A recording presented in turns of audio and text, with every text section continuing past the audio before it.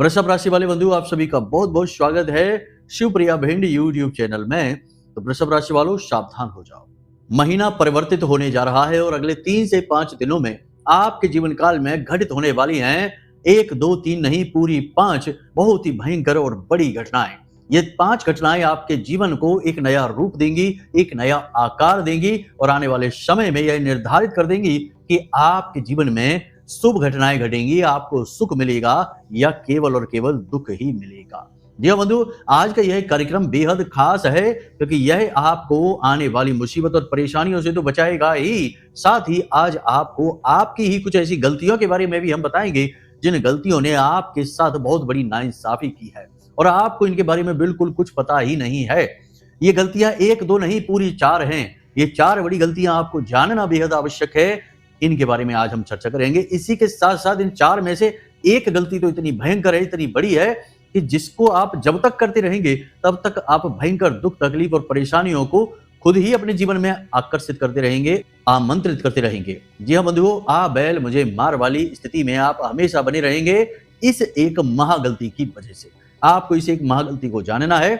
साथ ही साथ मई के महीने का एक छोटा मोटा आकलन भी आपको इस कार्यक्रम में हम देने जा रहे हैं कि कैसा रहेगा यह मई का महीना आपके लिए, क्योंकि इस मई के महीने में 1, 2, 3 नहीं, पूरे 6 ग्रह राशि परिवर्तित कर रहे हैं और इनका आपके ऊपर गहरा प्रभाव पड़ने वाला है। लेकिन हम मूल तौर पर 3 बड़े राशि परिवर्तनों के बारे में ही चर्चा करेंगे जो कि आपको सीधे तौर पर प्रभावित करने जा रहे हैं। गुरु है, सूर्य है और राहु है। जी हाँ, 18 महीनों के बाद राहु का राशि परिवर्तन होने जा रहा है और यह आपके लिए बेहद महत्वपूर्ण होने वाला है। अच्छा है, बुरा है, सब कुछ आपको विस्तार से बताएंगे। और एक खास बात कि मई के महीने में आपको किस तरह से अपने जीवन को प्लान करना है, क्या करना है, क्या नहीं करना है, इसके विषय में छोटी छोटी झलकें भी आपको देंगे। आने वाले कार्यक्रमों में आपको सब कुछ विस्तार से बताने वाले हैं। बंधु, आज का यह जो कार्यक्रम है यह सचमुच में किसी खजाने से कम नहीं है, क्योंकि यहाँ अच्छे बुरे, भूल चूक और आने वाले भविष्य की उम्मीद, सारी सामग्री को हमने एक जगह पर ऐसा एकत्रित किया है जैसे गागर में सागर भर दिया जाता है। जी हाँ बंधुओं, तो आपको आज इस कार्यक्रम को अंत तक देखना ही होगा, क्योंकि यहाँ हम जो चर्चाएं करने जा रहे हैं वे इतनी गहरी और इतनी गूढ़ होंगी कि उनको समझने के लिए आपको पूरा ध्यान, पूरा चित्त अपना कार्यक्रम पर रखना होगा। साथ ही साथ आपकी कुंडली के अनुसार हम आपको कुछ ऐसा बताने जा रहे हैं जिसे जानकर आपके होश उड़ जाएंगे। जी हाँ, ये कोई छोटी मोटी बात नहीं है, बहुत बड़ी बात है। कुंडली के अनुसार आप एक गलती, एक ऐसी भूल लगातार कर रहे हैं जो करनी नहीं चाहिए। आपकी कुंडली हम खुलवाएंगे आपके ही हाथों में और आपको बताएंगे वह एक भूल, वह एक गलती के विषय में।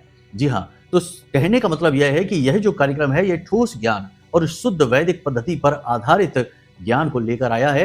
आपको इसे अंत तक देखना है, यही आपका धर्म है, क्योंकि इस संसार में, इस ब्रह्मांड में ईश्वर के बाद यदि कुछ भी सबसे अधिक महत्वपूर्ण है तो वह ज्ञान ही है।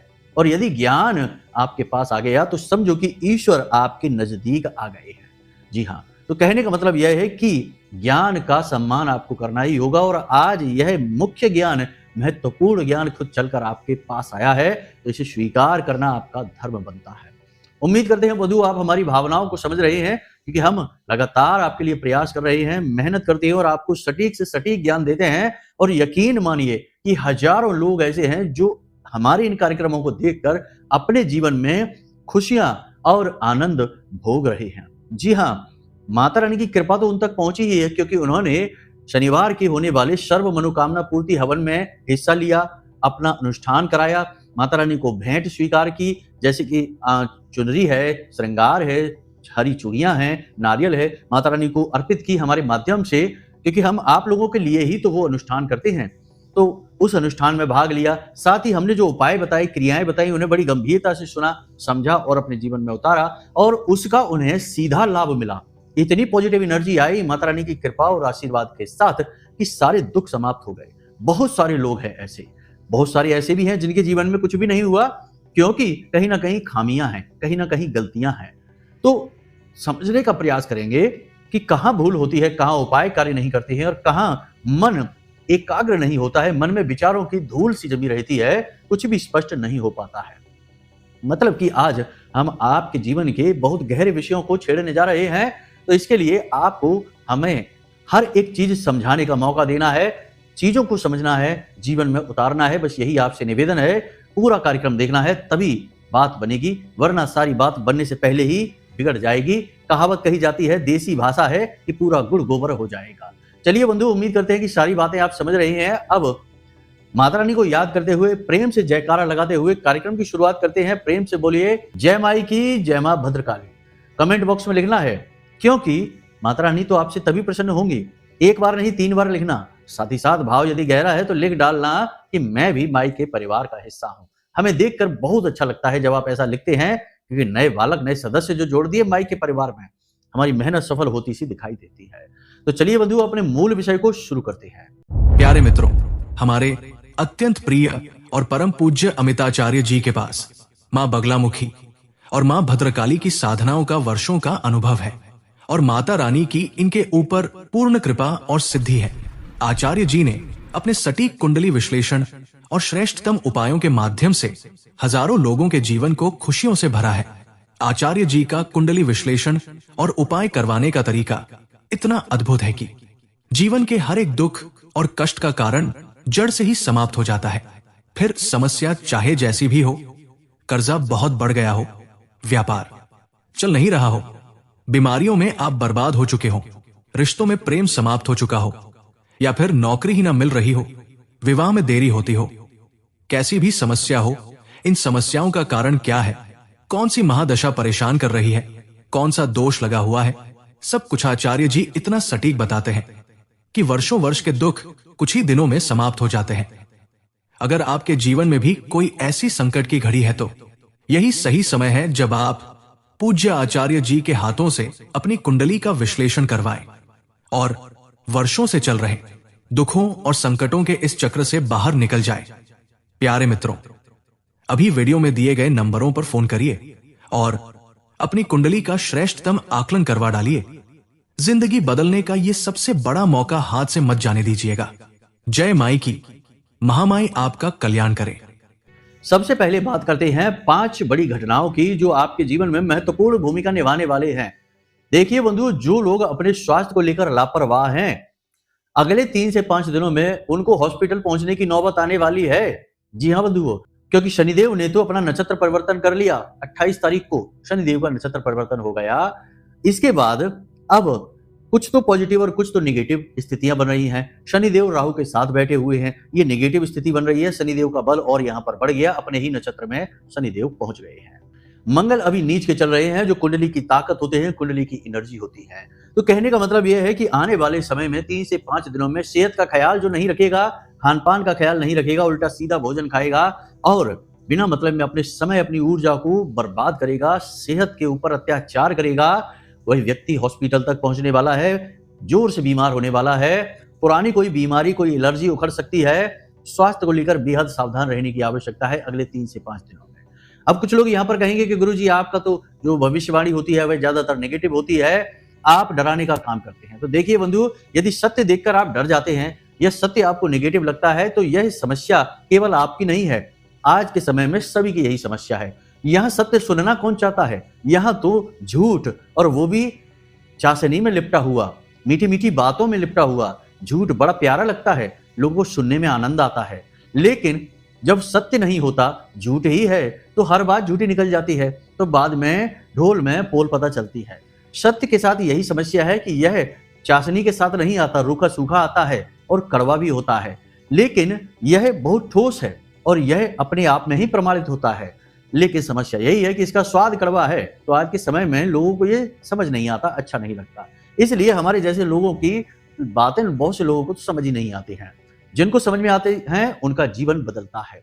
याद रखना कि हमने महामाई की सेवा में अपना जीवन गुजारा है, बहुत लंबे समय से माई की सेवा की है, और जो भी कुछ हम कहते हैं वह ग्रहों पर आधारित तो है ही, आपकी कुंडली पर आधारित तो है ही, राशि पर आधारित है ही, लेकिन हमारी अनुभूतियां भी होती हैं। महामाई के द्वारा दी गई अनुभूतियां, जब हम ध्यान में बैठते हैं, जब हम अनुष्ठान में बैठते हैं, तो माई के रंग में रंग जाते हैं, और फिर माई जो विचार, जो अनुभूतियां, जो अपने संस्कार हमारे दिमाग में डालती हैं, उनके आधार पर भी हम बोलते हैं। तो बहुत सारी बातें तो इसमें ऐसी हैं जो माई आप तक पहुंचाना चाहती हैं। तो बस अब आपको खुद ही निर्णय लेना है कि आपको रूखा सूखा सत्य चाहिए या फिर मीठी चाशनी में लिपटा हुआ झूठ चाहिए। ये आपका निर्णय होगा। सत्य की बातें कड़वी ही होती हैं, बुरी भी लगती हैं, लेकिन सत्य तो सत्य है। आपका निर्णय ही आपको सन्मार्ग पर लेकर जाएगा या फिर अंधकार में ढकेलेगा। आप इसे समझिए। तो यहां तक आपने समझ लिया कि अपनी सेहत का ख्याल रखना। बहुत सारे लोग ऐसे होंगे जिनके जीवन में स्वास्थ्य को लेकर परेशानी आने वाली है। हम नहीं कहते कि आपकी राशि के सभी जातक बीमार होने वाले हैं, नहीं, ऐसा नहीं होगा। कुछ होंगे और कुछ नहीं होंगे, लेकिन जो संकेत हैं वे तो बताने पड़ेंगे। अब सड़क पर आगे अगर तीखा मोड़ है और वहां दुर्घटनाएं बहुत होती हैं और बोर्ड लगा है कि आगे दुर्घटना हो सकती है, तो इसका मतलब यह नहीं कि जितने भी वहां से गुजर रहे हैं सभी के साथ दुर्घटनाएं होंगी। नहीं, जो देख लेंगे बोर्ड को, सावधानी से चलेंगे, उनके साथ नहीं होगी। जो लापरवाही दिखाएंगे उनके साथ होगी। तो कहने का मतलब यह है कि जो संकेत होते हैं वे केवल आपके लिए बोर्ड का काम करते हैं, साइन बोर्ड होते हैं। खतरा बताया जाता है, फिर उस खतरे के अनुसार आप संभल कर चलते हैं तो बच जाते हैं, नहीं चलते हैं तो फिर दिक्कत हो ही जाती है। कहने का मतलब यह है कि बातों को गंभीरता से समझना है, पूरे तथ्यों के साथ समझना है। यूं ही कुतर्क करने से काम नहीं चलता है।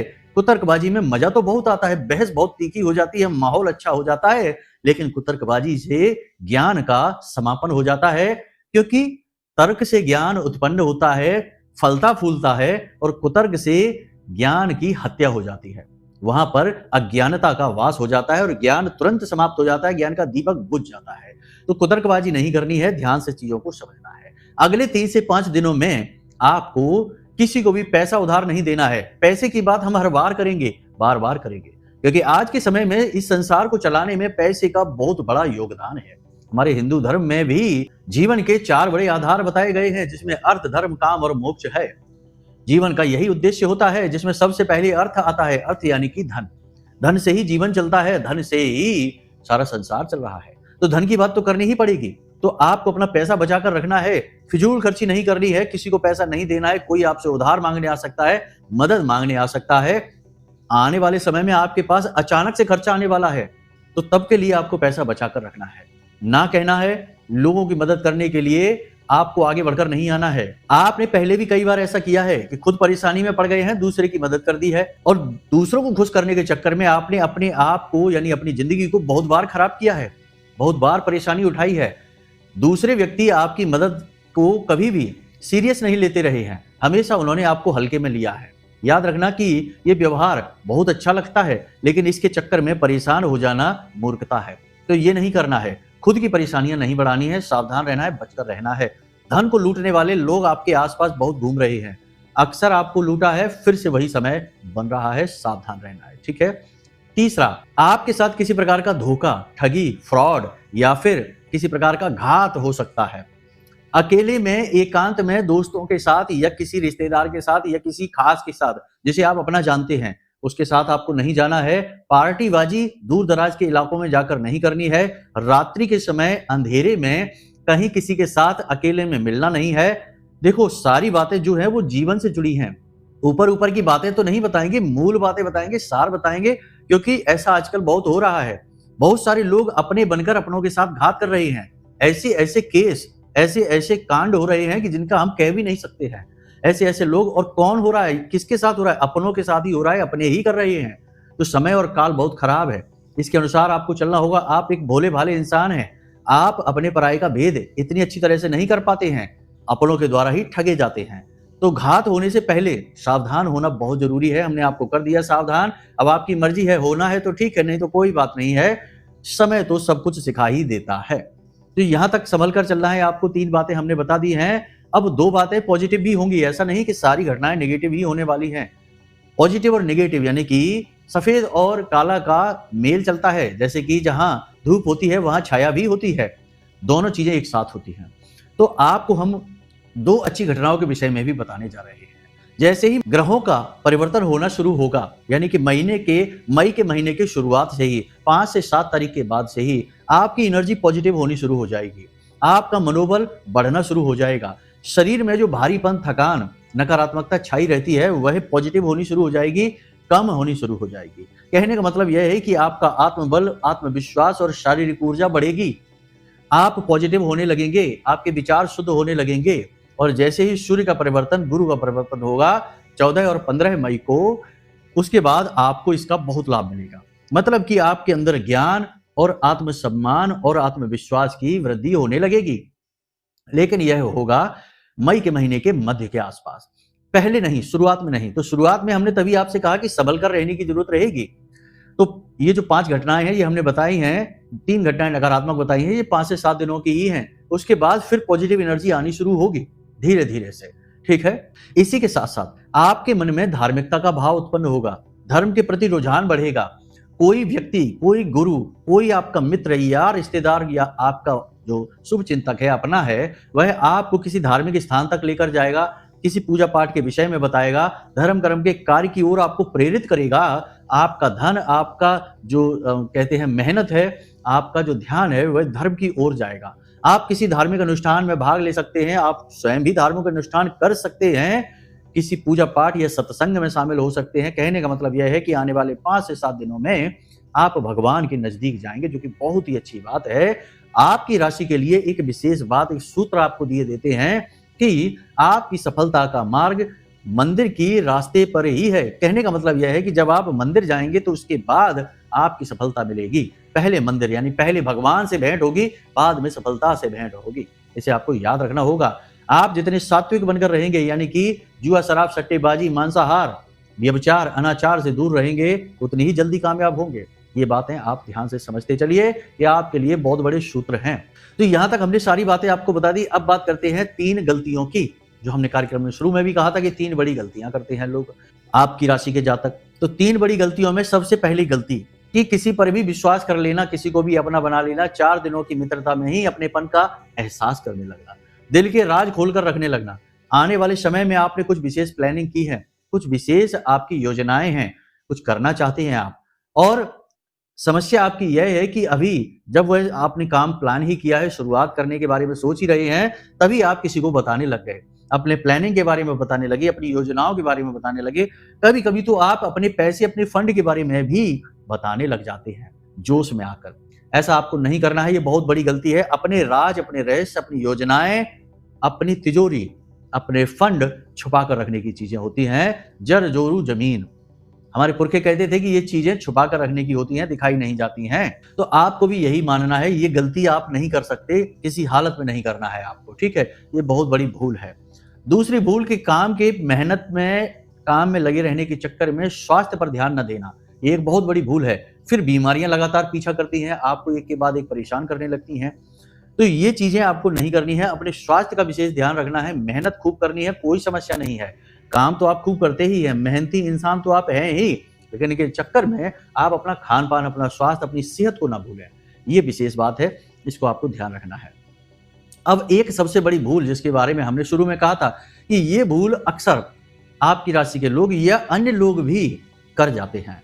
भूल क्या है? क्रूर ग्रह जैसे कि राहु और शनि, इन दोनों की ही बात हम करेंगे, क्योंकि अभी इन दोनों की ही युति बनी हुई है आपकी कुंडली में, तो इन दोनों की बात करेंगे। राहु और शनि के उपाय बिना सोचे समझे कर लेना। जैसे कि अब हम तो जैसे बताते हैं उपाय, तो गुरुमुखी उपाय हो गए, गुरु के मुख से निकले हुए उपाय हैं, तो ये तो फलित होंगे ही। लेकिन आपने यहाँ कहीं से कुछ सुन लिया या बिना कुंडली दिखाए अपने उपाय कर लिए राहु के और शनि के, खास तौर से राहु के उपाय। देखिए राहु जो है ना, वो बहुत सारी एनर्जी बहुत छोटी सी जगह में लेकर चलता है। कह सकते हैं कि एक बॉम्ब जैसा होता है, कह सकते हैं कि एक ऊर्जा का केंद्र जैसा होता है। ऊर्जा का केंद्र जिसमें कि बहुत सारी एनर्जी है, बहुत सारी ऊर्जा है। अब यह निगेटिव है, पॉजिटिव है, यह निर्भर करता है। राहु की ही बात कर रहे हैं यहां पर हम, ध्यान से समझिए। राहु की एक खूबी होती है, वह यह होती है कि इसके पास ऊर्जा तो बहुत है, लेकिन इसे यह नहीं पता कि ऊर्जा कहां खर्च करनी है, कैसे करनी है। तो यह मदद लेता है हमेशा, जो ग्रह इसके साथ बैठा है उससे मदद लेता है, जिस ग्रह जिस भाव में यह बैठा है उस भाव से मदद लेता है, और फिर उसी हिसाब से अपनी ऊर्जा को खर्च करने लगता है, यानी जातक को परिणाम देने लगता है। तो राहु यदि किसी शुभ ग्रह के साथ बैठ जाता है तो उसके स्वभाव के अनुसार वह उसके प्रभाव को बढ़ा देता है, और यदि किसी क्रूर ग्रह के साथ बैठ जाता है तो क्रूरता को बढ़ा देता है। शनि के साथ राहु बैठेगा तो पिशाच योग बना देगा, मंगल के साथ राहु बैठेगा तो अंगारक योग बना देगा। तो ये इन तरीके से कार्य करते हैं, यानी कि राहु का जो स्वभाव है वही इसी प्रकार का है। कहने का मतलब यह है कि राहु का जब आप उपाय करें तो उससे पहले अपनी कुंडली को जरूर दिखवा लें। आपकी कुंडली में राहु की क्या स्थिति बन रही है, उसी के अनुसार आपको उपाय करने हैं। ध्यान से समझिए, आपकी कुंडली में 3 भाव ऐसे हैं जिन्हें बुरा भाव, नकारात्मक भाव कहा जाता है। 6वां और 8वां और 12वां 3 भाव ऐसे हैं जिनमें पीड़ा प्राप्त होती है। एक रिपु भाव, एक आयु का भाव यानी कि बीमारियों का, आयु का, और एक भाव होता है जो व्यय का भाव होता है। इन 3 भाव में राहु यदि बैठ जाते हैं तो अच्छे फल देते हैं। कारण इसका यह होता है कि इस भाव की एनर्जी को दबा देते हैं तो शुभ फलकारी हो जाते हैं। लेकिन यदि अच्छे भाव में राहु बैठ जाते हैं, जैसे कि लग्न में बैठ जाते हैं, या द्वितीय भाव में बैठ जाते हैं, या सप्तम में बैठ जाते हैं, दशम में बैठ जाते हैं, तो राहु के फल नकारात्मक होने लग जाते हैं। अब इसमें भी सोचने वाली बात यह है कि आपकी कुंडली में कुछ भाव जिन्हें उपचय भाव कहा जाता है, जैसे 3, 6, 10 और 11, ये कुंडली के भाव ऐसे हैं जिन्हें उपचय भाव कहा जाता है। यहाँ यदि राहु बैठे हैं तो ये शुरू में, उम्र की शुरुआत में पीड़ा पहुंचाते हैं, कष्ट पहुंचाते हैं, लेकिन 30 से 35 वर्ष के बाद ये शुभ फल देने शुरू कर देते हैं। ये भाव जो होते हैं इनका स्वभाव ही ऐसा होता है कि ये उम्र बढ़ने के साथ साथ शुभ फल देना शुरू कर देते हैं। तो राहु का भी स्वभाव इन भावों में बैठने से बदलना शुरू हो जाता है। तो अब बात यह है कि आप राहु का उपाय कब करें। तो यदि उपचय भाव में राहु बैठे हैं, जैसे कि 3, 6, 10 और 11, इन भाव में यदि राहु बैठे हैं, आपने अपनी कुंडली ओपन करके देखी, उस कुंडली में आपने देखा कि 3, 6, 10 और 11 इन भाव में यदि राहु बैठे हैं, तो इनमें आपकी उम्र यदि 30 और 35 साल के कम है, यानी कि 30-35 साल से कम है, तो आपको राहु के उपाय करने हैं। लेकिन यदि आपकी उम्र 30-35 साल के बाद यानी ऊपर निकल गई है, तो आपको राहु के उपाय करने की आवश्यकता नहीं है। राहु अपने आप पॉजिटिव होता चला जाएगा। ये इन भावों का स्वभाव है, ठीक है। इसी प्रकार यदि आपने देखा कि राहु आपका अष्टम में बैठा हुआ है, द्वादश में बैठा हुआ है, या छठे भाव में बैठा हुआ है, तब भी आपको राहु के उपाय करने की आवश्यकता नहीं है, क्योंकि ये भाव नेगेटिव भाव है, नकारात्मक भाव है, और राहु का भी स्वभाव कुछ हद तक नकारात्मक ही होता है। यदि आप यहाँ पर राहु को और बल दे देंगे उपाय करने के बाद में, तो आपकी जिंदगी में नकारात्मकता बढ़ जाएगी, परेशानियां बढ़ जाएंगी, कर्जा बढ़ जाएगा, टेंशन बढ़ जाएगा, आपका पैसा बर्बाद होता चला जाएगा, खर्च होता चला जाएगा। तो ऐसे में इनका उपाय आपको इन भाव में यदि राहु है तो नहीं करना है। तो फिर किन भाव में राहु है तब आपको उपाय करना है, ध्यान से समझिए। पहला भाव, दूसरा भाव, यानी आपका जो स्व भाव, जैसे तनु भाव कहा जाता है, और धन भाव, इन दोनों भाव में राहु बैठे हैं तो उपाय करिए। सप्तम में राहु बैठा है तो उपाय करिए। नवम में राहु बैठा है तो उपाय करिए। पंचम में राहु बैठा है, चतुर्थ में भाव में राहु बैठा है तो उपाय करिए। ये उपाय आपको बहुत फलित होंगे। राहु यहाँ पर आपको शुभ फल देने शुरू कर देंगे, क्योंकि यहाँ पर राहु के प्रभाव जो है वो नेगेटिव ही रहते हैं। उम्मीद करते हैं कि आप यहाँ तक कंफ्यूज नहीं हुए हैं। अब सारी बातों को जल्दी से समराइज कर देते हैं। तो देखो, सबसे पहले राहु के उपाय किस उम्र पर करने हैं और कैसे करने हैं, ये डिसाइड होगा 3, 6, 10 और 11 इन 4 भाव में यदि राहु बैठे हैं, तो समझिए कि आपको 35 वर्ष के बाद, आपकी उम्र जब 35 के बाद होगी, तो राहु के उपाय नहीं करने। उससे पहले यदि आपकी उम्र है तो आपको राहु के उपाय जरूर करने हैं, वरना आपको राहु नकारात्मक फल देते रहेंगे। 35 के बाद शुभ फल देना शुरू कर देंगे, ठीक है। उसके बाद राहु यदि छठे भाव में, अष्टम भाव में और 12वें भाव में बैठा है, तो आपको राहु के उपाय नहीं करने हैं, वरना राहु और नेगेटिव हो जाएगा और ज्यादा खराब फल देना शुरू कर देगा। क्योंकि यहां पर बैठकर तो राहु वैसे भी खराब फल दे रहा है, आपने उपाय करके राहु की एनर्जी को बढ़ा दिया, ठीक है। तो राहु के उपाय नहीं करने हैं। इसी के साथ साथ अब राहु का उपाय आपको कब करना है, ये ध्यान से समझिए। तो पहले भाव में, दूसरे भाव में, पंचम भाव में, चतुर्थ भाव में, सप्तम में और नवम भाव में राहु यदि बैठा है, तो आपको राहु के उपाय करने हैं। क्योंकि यहाँ पर राहु की नेगेटिविटी, ये अच्छे भाव है, इन भाव में राहु की नेगेटिविटी है, जिसकी वजह से परेशानियां आ रही हैं। और सबसे अच्छी बात आपको हम बता दें कि आप अपनी कुंडली दिखाइए, आपकी कुंडली में राहु की क्या पोजीशन है, किन ग्रहों के साथ युति बन रही है, किन ग्रहों की दृष्टि राहु पर, और राहु की दृष्टि किन ग्रहों पर और किन भाव में पड़ रही है। सारा आकलन करने के बाद आपको सही तरीके से पता चलेगा कि राहु का उपाय करना भी है कि नहीं करना है, और कौन सा उपाय करना है। अब सबसे बड़ी बात आपको बता दें, 2 सूत्र और दे देते हैं कि बहुत से लोग राहु के बीज मंत्र का उच्चारण करने लगते हैं, जैसे ओम रांग राहवे नमः, बीज मंत्र का उच्चारण करने लगते हैं। कोई बता देता है कि इस बीज मंत्र का उच्चारण करिए, राहु के शुभ फल मिलने शुरू हो जाएंगे। कभी नहीं करना है। राहु एक राक्षस है, छाया ग्रह है, क्षुद्र ग्रह है, और हम राक्षस का मंत्र उच्चारण नहीं करते हैं, राक्षस का नाम नहीं लेते हैं, वरना राक्षस आ जाता है। पुराने जमाने में बूढ़े लोग कहते थे, उम्र दराज लोग कहा करते थे कि भूत का नाम ला लो वरना भूत आ जाएगा। वैसे ही राहु का मंत्र उच्चारण ना करो, राहु का बार बार नाम ना लो, वरना राहु एक्टिव हो जाएगा। और राहु आपकी कुंडली में ना जाने कौन से भाव में बैठा है, खराब फल दे रहा है कि नहीं दे रहा है, अगर नहीं दे रहा है तो देना शुरू कर देगा, दे रहा है तो और ज्यादा खराब फल देना शुरू कर देगा। तो अब आपको यूं ही बिना सोचे समझे राहु का बीज मंत्र उच्चारण नहीं करना है, बिना सोचे समझे राहु का उपाय नहीं करना है। कुंडली को पहले दिखाना है, फिर राहु का उपाय करना है। दूसरा, यही शनि के साथ भी चलता है कि शनिदेव के मंदिर आपको यूं ही बिना मतलब में नहीं जाना है। शनिदेव का मंत्रोच्चारण जैसे कि ओम शम शनिश्चराय नमः ऐसे ही नहीं करना है। बिना मतलब में शनिदेव के मंदिरों में दीपक नहीं जलाना, पीपल के नीचे दीपक नहीं जलाना, बिना मतलब में शनिदेव के उपाय नहीं करना है। और जिन मंदिरों में शनिदेव की मूर्तियां लगी हैं उन मंदिरों में भी नहीं जाना है, क्योंकि शनिदेव के जितना आप नजदीक जाएंगे उतना ही शनिदेव आपके कर्मों का बही खाता खोलेंगे और आपके कर्म जो भी होंगे, जिनकी जो छुपे होंगे, वो कर्म भी बाहर आने लगेंगे और आपकी गलतियों का हिसाब किताब शनिदेव करना शुरू कर देंगे। सीधी बात तो ये कहती है। दूसरा ये है कि ये जो क्रूर ग्रह हैं इन्हें बिना मतलब में ही नहीं छेड़ा जाता, बिना इनकी समझ हुए, बिना कुंडली का ज्ञान हुए इनके उपाय नहीं किए जाते, वरना अनिष्टकारी फल प्राप्त हो सकते हैं। तो सबसे अच्छी बात तो यह है कि कुंडली दिखा लो और ग्रहों की पोजीशन जान लो, फिर उसके बाद उपाय करना शुरू करो। यदि नहीं जानते हैं तो हम आपको प्रतिदिन कार्यक्रमों में कुछ ना कुछ कुंडली के विषय में बताते ही हैं। अपनी कुंडली निकालो, किसी मोबाइल में, ऐप में या आपकी रखी हो, प्रिंट हो गई, और उस कुंडली में भाव को देखो, ग्रहों की स्थितियों को देखो और कुछ ना कुछ अनुमान तो आपको लग ही जाएगा कि करना है उपाय या नहीं करना है। शनिदेव के मूर्ति स्वरूप वाले मंदिर में कभी नहीं जाना, शिला स्वरूप वाले मंदिर में जाना। यदि शनिदेव का उपाय बताया जा रहा है तभी करना, नहीं बताया जा रहा है तो नहीं करना। बिना मतलब में यूं ही घूमने के लिए शनिदेव का मंदिर नहीं होता है।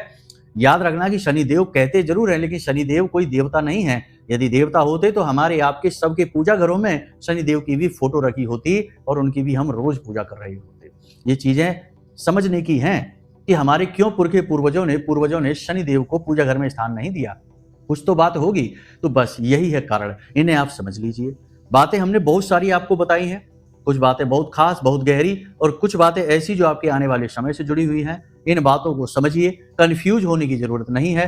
हो सकता है कि कुछ बातें ऐसी हों जो मिली जुली सी हों, जैसे हमने उपचय भाव की बात कह दी, खराब भाव की बात कह दी, छठा भाव उसी में आ जाता है, उपचय भी होता है, खराब भी होता है। 36 वर्ष के साथ 35 वर्ष के बाद ये भी अच्छे फल देना शुरू कर देता है। तो कंफ्यूज नहीं होना है। आप एस्ट्रोलॉजर नहीं हैं, आप सिर्फ सामान्य व्यक्ति हैं। अपनी कुंडली को सामान्य नजरिए से ही देखिए। ना समझ में आए तो कोई बात नहीं है, किसी एस्ट्रोलॉजर को या हमको अपनी कुंडली दिखा लो, बात बन जाएगी। उम्मीद करते हैं सारी बातें आपको समझ में आ गई हैं। अब आपको बता देते हैं एक महामंत्र, एक मूल मंत्र, जिसे आपको हर समय जब भी आप घर से बाहर निकलें, कोई भी महत्वपूर्ण कार्य करने निकलें, तो इस मंत्र का जाप कर लेना। आपका काम हो जाएगा, आपको कामयाबी अवश्य मिलेगी। कुछ नहीं तो आपको पॉजिटिविटी यानी कि आपका कॉन्फिडेंस तो बढ़ ही जाएगा, आत्मविश्वास बढ़ेगा और आपको काम करने में मजा आने लगेगा। तो 5 से 7 बार इस मंत्र का उच्चारण करना है। याद रखना कि स्वच्छता का ख्याल रखना अनिवार्य रहेगा इस मंत्र को उच्चारण करने के लिए। जूते चप्पल पहनकर उच्चारण नहीं करना है। यदि ऐसी अवस्था में है तो मन में उच्चारण करना है। मंत्र क्या है जरा ध्यान से समझिए। सदा भवानी दाहिने गौरी पुत्र गणेश, पंचदेव रक्षा करें ब्रह्मा विष्णु महेश। सदा भवानी दाहिने गौरी पुत्र गणेश, पंचदेव रक्षा करें ब्रह्मा विष्णु महेश। 5 महादेव होते हैं जिनकी जो सबसे ऊपर माने जाते हैं पुराणों में और शास्त्रों में, जिनका सर्वोच्च स्थान होता है। इन पंचदेवों को निवेदन किया जाता है कि जीवन की रक्षा करिए, जीवन में ऊर्जा भरिए इस मंत्र के माध्यम से। तो इस मंत्र को बोलिए और चले जाइए काम करने के लिए, निश्चित सफलता मिलेगी, हम आपको विश्वास के साथ कहते हैं। तो चलिए बंधु, आज के इस कार्यक्रम को यहीं विराम देते हैं। हमेशा हंसते रहिए, मुस्कुराते रहिए, सकारात्मक रहिए और महामारी पर अपनी आस्था और विश्वास बनाकर रखिए, क्योंकि आपका उद्धार तो वहीं से होना है। तो प्रेम से बोलिए जय माई की। हमारे प्रिय और परम पूज्य आचार्य जी ने अपनी साधनाओं के अनुभवों पर आधारित शक्तिशाली उपाय और क्रियाओं के माध्यम से हजारों लोगों के जीवन को पूरी तरह से बदला है। आचार्य जी के द्वारा बताया गया हर एक उपाय इतना सटीक और कारगर होता है कि जो भी इसे पूरे भाव के साथ कर लेता है उसे साक्षात महामाई की कृपा और आशीर्वाद प्राप्त हो जाती है। इसलिए निसंकोच इन उपायों को पूरे भाव के साथ करिए, आपका कल्याण होगा। जय माई की।